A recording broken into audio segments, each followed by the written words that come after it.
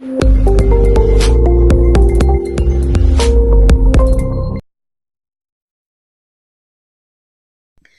Everyone, greetings from doctor Rashmi homeopathy. आज के इस वीडियो में हम बात करेंगे आपके एक रिक्वेस्टेड टॉपिक डूडेनल अल्सर यानी आपकी आंतों के छालों के बारे में। अल्सर मतलब छाले, डूडेनम मतलब आपकी आंतों का पहला पार्ट जो आपके पेट और आंतों के बीच में होता है। मतलब आपका जब पेट खत्म होता है, स्टमक खत्म होता है, उसके बाद डूडेनम स्टार्ट होता है। ये जो छाले होते हैं ज़्यादातर केसेस में पुरुषों में देखे जाते हैं। महिलाओं की अगर बात करें तो महिला और पुरुष में 5:1 का रेशियो होता है। मतलब 5 पुरुष को अगर ये प्रॉब्लम होती है तो 1 महिला को शिकायत होती है। डूडेनल अल्सर शुरुआत में अगर देखे जाए तो बहुत ही इजीली ट्रीटेबल है। दवाइयों के साथ इनका बहुत अच्छा इलाज होता है, क्योंकि बहुत समय तक अगर ये प्रॉब्लम रहती है तो ब्लीडिंग वगैरह की समस्या आ सकती है और कई तरह के और कॉम्प्लिकेशंस भी होते हैं। जो डूडेनल अल्सर होता है ज़्यादातर केसेस में एच पाइलोरी बैक्टीरिया के कारण होता है। एच पाइलोरी अगर पॉजिटिव होता है तो डूडेनल अल्सर बहुत ज़्यादा केसेस में यही एक रीज़न होता है। सिर्फ यही नहीं, बहुत से और रीज़न हैं जिसके कारण आपके डूडेनम में यानी आंत में छाले हो सकते हैं। पहला सबसे बड़ा रीज़न है स्मोकिंग। जैसे कि मैंने पहले बताया कि पुरुषों में ज़्यादा समस्या होती है, तो स्मोकिंग एक बहुत बड़ा कारण है जिसके कारण लगातार इन्फ्लेमेशन होती रहती है, उसके बाद वहाँ पर छाले हो जाते हैं। दूसरा जो बड़ा कारण देखने को मिलता है वो है चाय, कॉफ़ी या सीडेंटरी लाइफस्टाइल का। अल्कोहल कंजम्पशन भी एक बहुत बड़ा रीज़न है। ऐसे लोगों के अंदर भी ये छाले ज़्यादा पाए जाते हैं जो बहुत लंबे समय से पेन किलर्स खा रहे हैं, स्टेरॉइड्स ले रहे हैं या दूसरी तरह की जो दवाइयाँ हैं, एनसेड्स ले रहे हैं, उनके केसेस में भी देखी जाती है। फैमिलियल टेंडेंसी भी होती है। ऐसा देखा गया है कि जिनके फैमिली में अल्सर की समस्या है उनकी फैमिली में ज़्यादा चांसेस होते हैं कि दूसरे लोगों को भी हो सकती है। ओ पॉजिटिव जो लोग होते हैं उनको भी डूडल अल्सर होने की समस्या ज़्यादा देखी जाती है। तो ये जो एच पाइलोरी बैक्टीरिया होता है, ये डूडल अल्सर आपको एक्चुअली आता कहाँ से है, ये जानने के लिए हमें समझना पड़ेगा कि जो डूडल अल्सर होता है यानी जो एच पाइलोरी होता है वो आपके पेट में आया कहाँ से। जो डूडेनम होता है उसके जस्ट ऊपर ये एच पाइलोरी का बैक्टीरिया पाया जाता है। और वहाँ पर कैसे आता है, ये आपके सलाइवा में रहता है, वॉमिट में भी रहता है या आपके स्टूल में भी रहता है। जिनको इन्फेक्शन रहता है उनके स्टूल से भी पास होता है। तो ज़्यादातर केसेस में कंटामिनेशन के कारण ऐसा होता है, या इन्फेक्टेड इंसान को किस करने से, उसके सलाइवा को टच करने से या उसके साथ हैंड शेक करने से, अगर उसने हैंड वॉश नहीं किया है इन केस, तो ये इन्फेक्शन आपको फैल सकता है। ड्रॉपलेट इन्फेक्शंस की भी ये प्रॉब्लम होती है। तो अगर एक इंसान को एच पाइलोरी बैक्टीरिया से इन्फेक्टेड है, कोई भी फैमिली मेम्बर हो सकता है, तो दूसरे लोगों को काफ़ी ज़्यादा सावधानी रखनी होती है। मतलब एटलीस्ट हाइजीन बहुत ज़्यादा मेंटेन करना होता है।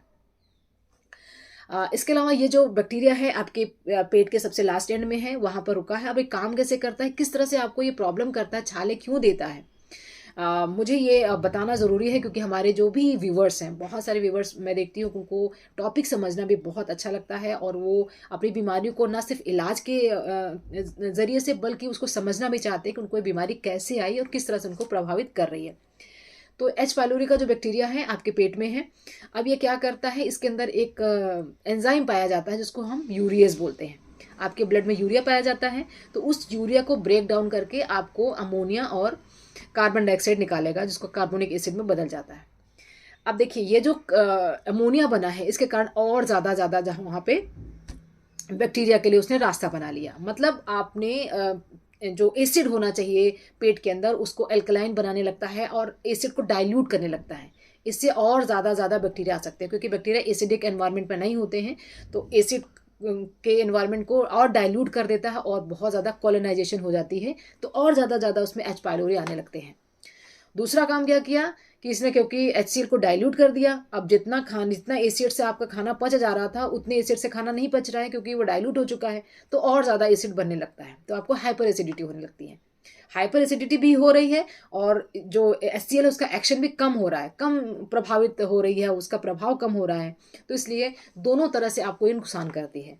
HCl से आपको हाइपर एसिडिटी हो रही है, पेट में गैस बहुत बन रही, खाना क्योंकि धीरे से पचेगा, अब खाना ऊपर की तरफ भी आ सकता है, दर्द हो सकते हैं बहुत देर देर तक आपको, क्योंकि खाना स्लो पच रहा है तो बहुत देर तक आपको भूख नहीं लग रही है, खाने की रुचि नहीं हो रही है।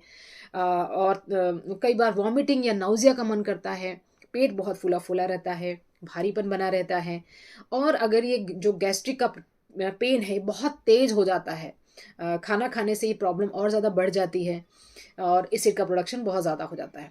तो ये सारे रीजंस होते हैं, और अगर बहुत समय से इनका इलाज नहीं लिया जाए तो काफ़ी ज़्यादा ब्लीडिंग वगैरह या बहुत ज़्यादा दूसरे कॉम्प्लिकेशन हो जाते हैं, जैसे कि मैंने बताया। अगर हम बात करें इन्वेस्टिगेशन की, तो गैस्ट्रिक जो अल्सर होते हैं या डूडेनल जो अल्सर होते हैं, इनके लिए एंडोस्कोपी की जाती है या यूरियस टेस्ट होता है। यूरियस टेस्ट में आपका ब्रेथ टेस्ट होता है, सांस से पता किया जाता है, आपका सांस का सैंपल लिया जाता है, उससे पता किया जाता है कि इसमें कितना ज़्यादा कार्बन डाइऑक्साइड आ रहा है, उससे भी एच पाइलोरी पॉजिटिव होता है। तो इन्वेस्टिगेशंस के अलावा अगर उससे पता नहीं लगता तो बहुत सारे दूसरे इन्वेस्टिगेशंस हैं जो किए जाते हैं। अगर हम बात करें इसके मैनेजमेंट की, तो इसके मैनेजमेंट के लिए कुछ चीज़ें हैं जिसको आपको ध्यान में रखना है कि जो कारण बन रहे हैं आपको ये लगातार अल्सर बनने के या अल्सर को बना के रखने के लिए, मेंटेन करने के लिए, उन पे आपको वर्क करना है।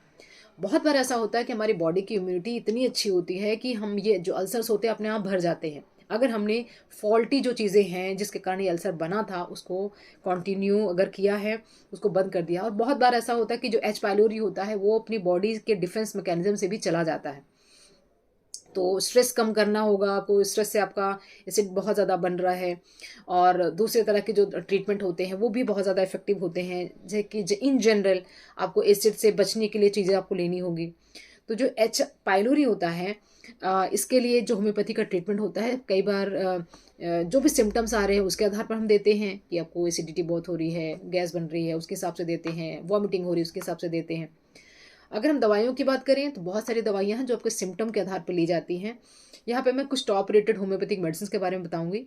हर इंसान के अंदर एक ही दवा जाएगी एसिडिटी के लिए या एच पाइलोरी के लिए या डूडुनल अल्सर के लिए, ऐसा नहीं है। अलग अलग सिम्टम्स पे अलग अलग दवाइयाँ जाती हैं। जैसे पहली दवा ज़्यादातर केसेस में हम देते हैं फॉस्फोरस। फॉस्फोरस के अंदर इंसान को खाना पीना जो भी चाहिए होता है वो ठंडा चाहिए होता है, ठंडा पानी वो बार बार पीने का उसका मन करता रहता है। उसको पेट में जलन रहती है और पानी पी के उसको अच्छा लगता है। पानी पीने के थोड़ी देर बाद उसको वॉमिट जैसा महसूस होता है, नौजिया वॉमिटिंग लगातार बनी रहती है। ठंडी चीज़ें फल वगैरह खाना उसको बहुत पसंद होता है। तो ऐसे केसेस में फॉस्फोरस को हम 200 पावर में वीकली वंस दे सकते हैं। अगली जो दवा होती है वो आर्सेनिक एल्बम। इसके अंदर पेशेंट काफ़ी ज़्यादा वीकनेस महसूस करता है, पानी पीना चाहता है लेकिन पी नहीं पाता है, उसको थोड़ा थोड़ा करके वो पीता रहता है।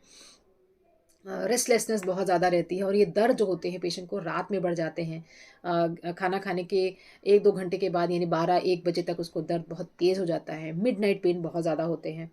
तो ऐसे केसेस में हम आर्सेनिक एल्बम को देते हैं। अगेन इसको 200 पावर में लेनी है। नेक्स्ट एक इम्पॉर्टेंट दवा है वो है नक्सवामिका। अगर फॉल्टी लाइफस्टाइल के कारण आपको ये पेन हो रहे हैं, वेट बहुत ज़्यादा है, स्मोकिंग बहुत ज़्यादा आप करते हैं, पेन किलर्स बहुत लिया है, पेट बाहर को निकला हुआ है, आपकी फिजिकल एक्टिविटी बिल्कुल ख़त्म है, अल्कोहल कंजम्पशन है, तो आप नक्सवामिका को 200 पावर में ले सकते हैं। एक और इम्पॉर्टेंट दवा है जो ऐसे केसेस में दी जाती है वो है आयरिस वर्सिकलर। आयरिस वर्सिकलर बहुत अच्छी दवा है, गैस्ट्राइटिस में भी अच्छी दवा है, गैस्ट्रिक पेन्स में भी बहुत अच्छा काम करती है। तो इसको भी आपको लेना है 30 पावर में। आप इसको ले सकते हैं 4-4 बूंदे दिन में 3 बार, जब आपको एसिड बहुत ज़्यादा मुंह पे आ रहा है, ऊपर की तरफ निकल रहा है। नेक्स्ट एक इम्पॉर्टेंट दवा है वो है रोबीनिया। रोबीनिया दिया जाता है फ्लैचुलेंस के लिए, गैस बहुत बन रही है, पेट में दर्द रहता है, और जो अफारा है वो लगातार बन रही है, डकारें बार बार आ रही हैं। और रोबीनिया को चाहे गैस्ट्रिक अल्सर हो चाहे डूडेनल अल्सर हो, दोनों केसेस में लिया जाता है। अगर इसका ट्रीटमेंट आपने सही से नहीं लिया या प्रॉब्लम बहुत ज़्यादा बढ़ गई तो कई बार ब्लीडिंग हो सकती है। मलीना जिसको बोलते हैं, यानी आपके जो स्टूल होते हैं उसके साथ भी ब्लड आ सकता है, ब्लैक कलर के स्टूल्स हो सकते हैं। उसको प्रिवेंट करने के लिए आपको लेना है होम्योपैथिक एक दवा जिसका नाम है हेड रेस्टिस। दूसरी दवा उसका नाम है जिंजिबर। इन दोनों को मिला करके आपको लेना है। साथ में एक और दवा है जिसको आप मिला सकते हैं वो है जेरेनियम मैक।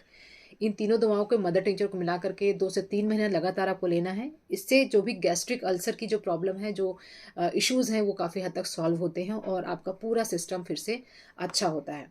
लेकिन ध्यान रखिए कि ये जितनी भी दवाइयाँ हैं, अगर आपको गैस्ट्रिक अल्सर हो गया है या डूडेनल अल्सर हो गया है तो इट्स इज़ बेस्ट कि आप किसी डॉक्टर से मिल करके ट्रीटमेंट लें, क्योंकि ये एक बड़ी समस्या होती है, कॉम्प्लिकेशन हो सकते हैं अगर सही समय पर इसका पूरा इलाज नहीं ले गया।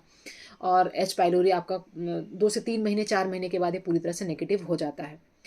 तो ये सारी दवाइयाँ हैं जो आप ले सकते हैं अपने सिम्टम के आधार पर, और पूरी तरह से आपकी जो ये समस्या है ये होम्योपैथिक मेडिसिन के द्वारा पूरी तरह से ठीक हो सकती है। सबसे पहले आपके जो सिम्टोमेटिक जो रिलीफ है वो आपको मिलता है। जो समस्या आप डेली टू डेली इस अल्सर के कारण फेस कर रहे हैं, दर्द है या बेचैनी है, घबराहट है, खाना पीना अच्छा नहीं लग रहा है, उसके साथ में ये अल्सर भी भर जाते हैं।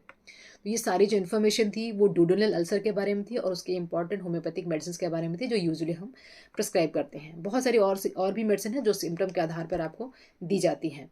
तो आई होप कि ये इन्फॉर्मेशन डूडेनल अल्सर के ऊपर आपको पसंद आई होगी और आपके काम की होगी। अगर आप उससे ऑनलाइन कंसल्टेशन बुक करना चाहते हैं तो इसके लिए व्हाट्सएप नंबर 7017991940 पर व्हाट्सएप करके आप अपना स्लॉट खुद से बुक कर सकते हैं। ये कंसल्टेशन वीडियो कंसल्टेशन भी हो सकती है या फ़ोन कंसल्टेशन भी हो सकती है। और अगर अभी तक आपने मुझे इंस्टा पे फॉलो नहीं किया तो मुझे फॉलो कर सकते हैं। वहाँ पर भी मैं ऐसे हेल्थ रिलेटेड रील्स डालती रहती हूँ। Wishing a very good health. Thanks watching.